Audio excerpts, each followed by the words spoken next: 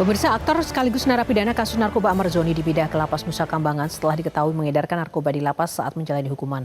Dengan demikian 4 kali Amar Zoni tersandung kasus narkoba yang membawanya menjadi napi dengan kategori high risk. Benarkah ini terjadi karena gagalnya rehabilitasi dan pembinaan?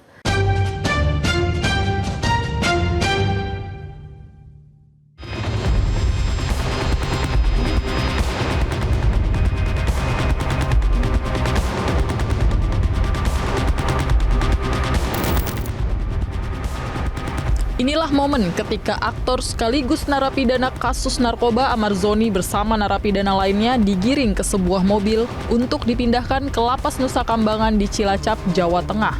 Proses pemindahan Amar Zoni Kamis pagi 16 Oktober lalu dilakukan dengan pengamanan super ketat. Sesampainya di Nusa Kambangan, dengan mata ditutup kain, ia dibawa menggunakan kapal kayu bersama 5 narapidana berisiko tinggi lainnya. Mereka langsung ditempatkan di lapas Super Maksimum Security Karanganyar. Pemindahan Amar Zoni ke Nusa Kambangan karena diduga terlibat sebagai pengedar narkoba di dalam lapas. Kronologinya, pada 3 Januari 2025 saat menjalani hukuman di Rutan Kelas 1 Jakarta Pusat, petugas yang melakukan razia mencurigai gerak-gerik Amar Zoni. Dari penggeledahan ditemukan 3 paket sabu seberat 1,84 gram dan 2 paket ganja seberat 24,84 gram. Pada Oktober 2025, Amar ditetapkan sebagai salah satu tersangka dalam jaringan peredaran narkoba. Razia insidenting tersebut, petugas kami yang atas nama HG mengindikasi ada gerak-gerik mencurigakan pada tersangka atas nama AS. Nah, kemudian petugas kami mendekati, kemudian melakukan penggeledahan. Seperti SOP seperti itu, kita geledah dulu badannya. Dan alhamdulillah diketemukan narkoba tersebut. Nah, setelah diketemukan, kemudian dilakukan pemeriksaan lebih lanjut. Setelah diketahui dan dilaporkan oleh KPR, disepakati langsung untuk dilaporkan seketika kepada Polsek Cempaka Putih agar ditindaklanjuti secara hukum. Karena kasus ini, pihak pemasyarakatan memindahkan Amar ke Pulau Nusa Kambangan, Lapas Super Maksimum Security Karanganyar. Amar ditempatkan dalam sel one man one cell, dicabut hak integrasi, misalnya bebas bersyarat karena dianggap high risk. Ia juga menjadi tersangka dengan ancaman hukuman berat karena keterlibatan dalam peredaran dari dalam tahanan. Peluang bebas bersyarat atau remisi Amar secara signifikan menurun. Jadi pada dini hari tadi sekitar pukul 1:30 jam 1, tim dari Direktorat Jenderal Pemasyarakatan bersama juga dengan kepolisian dan juga petugas pemasyarakatan di DKI Jakarta melakukan pemindahan Amar Zoni dan beberapa teman-teman lainnya, ya 5 orang yang masuk kategori high risk ke lapas Super Maksimum Nusa Kambangan Karanganyar. Tentunya teman-teman juga sudah tahu beberapa kategori yang memenuhi persyaratan untuk Amar Zoni masuk dalam kategori high risk. Beberapa pelanggaran kasus narkoba yang sudah dilakukan yang sekarang juga masih dalam proses hukum dan terus berjalan. Jadi ini salah satu langkah tegas seperti arahan dari Bapak Menteri Imigrasi dan Pemasyarakatan serta Bapak Direktur Jenderal Pemasyarakatan, tidak ada ampun bagi siapapun yang masih coba main-main narkoba di dalam lapas, apalagi mengedarkan. Pakar psikologi forensik Reza Indragiri menyebut Amar Zoni disebut high risk karena selain residivis pengguna, ia juga kemudian menjadi pengedar. Selain itu, kegagalan yang berulang dalam rehabilitasi juga membawa konsekuensi kebahayaan, baik bagi dirinya sendiri maupun orang lain. Namun yang tak kalah bahaya jika jaringan bandar narkoba kemudian mengincar nyawanya, karena dinilai tahu mengenai proses pembuatan dan peredaran narkoba. Betapapun Amar Zoni ini sudah melakukan pelanggaran hukum secara berulang, tapi saya membayangkan bahwa Amar Zoni ini sesungguhnya sosok yang potensial bagi otoritas penegakan hukum untuk membongkar keberadaan apotik-apotik di penjara secara lebih masif. Saya tidak memandang bahwa Amar Zoni merupakan pelaku tunggal yang nantinya harus duduk di kursi pesakitan.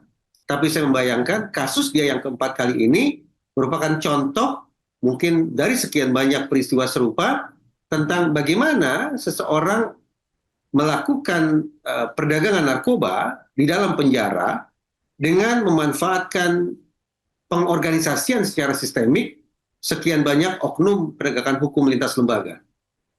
Dengan posisinya yang strategis macam itu, dia pelaku kejahatan, tapi juga sekaligus berpotensi untuk membongkar keberadaan apotik-apotik di sekian banyak penjara secara masif.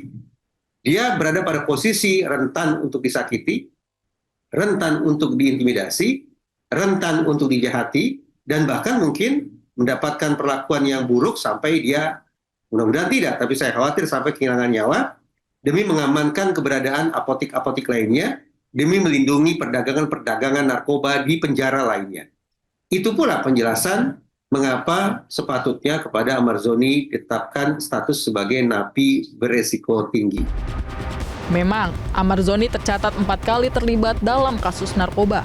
Pertama kali ia ditangkap pada 7 Juli 2017 oleh personil Polres Metro Jakarta Pusat di kompleks perumahan di Depok karena kasus narkoba jenis ganja. Dia mengaku menggunakan ganja sebagai obat tidur karena kesulitan tidur. Dalam kasus ini, dia dihukum rehabilitasi selama 1 tahun di Rumah Sakit Ketergantungan Obat atau RSKO Cibubur, Jakarta Timur. Pada 8 Maret 2023, Amar kembali diringkus polisi di kawasan Sentul, Bogor. Hasil tes urin menunjukkan positif menggunakan sabu. Pada 26 September 2023, ia divonis 7 bulan penjara dan pada 4 Oktober 2023 dinyatakan bebas. Pada 12 Desember 2023, Amar ditangkap lagi di sebuah apartemen di Tangerang Selatan dengan barang bukti 4 paket sabu, total berat 4,6 gram, dan 1 paket daun ganja seberat 1,32 gram. Pada 26 Agustus 2024, Pengadilan Negeri Jakarta Barat menyatakan hukuman 3 tahun. Kemudian Pengadilan Tinggi DKI menambah menjadi 4 tahun. Dalam proses hukum inilah dia justru kedapatan menjadi pengedar narkoba di lapas. Tapi di balik kasus Amarzoni itu ada hal lain yang mengkhawatirkan, yakni tidak efektifnya rehabilitasi dan pembinaan bagi para pengguna narkoba. Kasus Amarzoni menjadi contoh. Pengguna narkoba justru meningkatkan statusnya menjadi pengedar justru saat dalam tahap pembinaan. Bicara tentang program rehabilitasi, praktis masyarakat selama ini mengandalkan pada klaim yang dibangun oleh pemerintah, lebih khusus oleh kementerian yang bersangkut paut dengan pemasyarakatan. Kalau dulu ada Kementerian Hukum dan HAM, sekarang secara spesifik ditangani oleh Kementerian Imigrasi dan Pemasyarakatan. Tapi terkait dengan apakah program konon rehabilitasi itu efektif atau tidak, mujarab atau tidak, berhasil menekan residivisme atau tidak, sesungguhnya kita tidak pernah disodorkan data apapun. Jadi kita tidak memiliki alasan yang kuat untuk mengatakan atau menyimpulkan apakah program rehabilitasi bagi napi narkoba itu sudah mengena pada sasaran atau tidak. Seberapa jauh manfaatnya? Seberapa banyak pula yang tetap mengulangi perbuatannya menjadi residivis bahkan naik kelas, sebagaimana saya katakan tadi.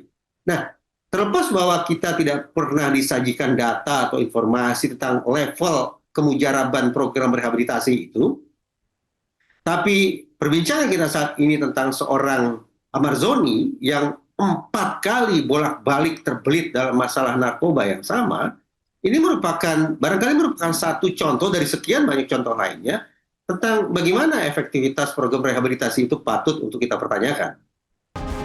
Kasus Amarzoni mestinya menjadi catatan penting untuk melakukan evaluasi secara menyeluruh tentang efektivitas rehabilitasi dan pembinaan yang selama ini dilakukan bagi pengguna narkoba. Selain itu, peredaran narkoba di dalam lapas yang sudah sejak lama menjadi keprihatinan banyak pihak ternyata juga belum bisa diberantas. Dan ini wajib menjadi perhatian serius.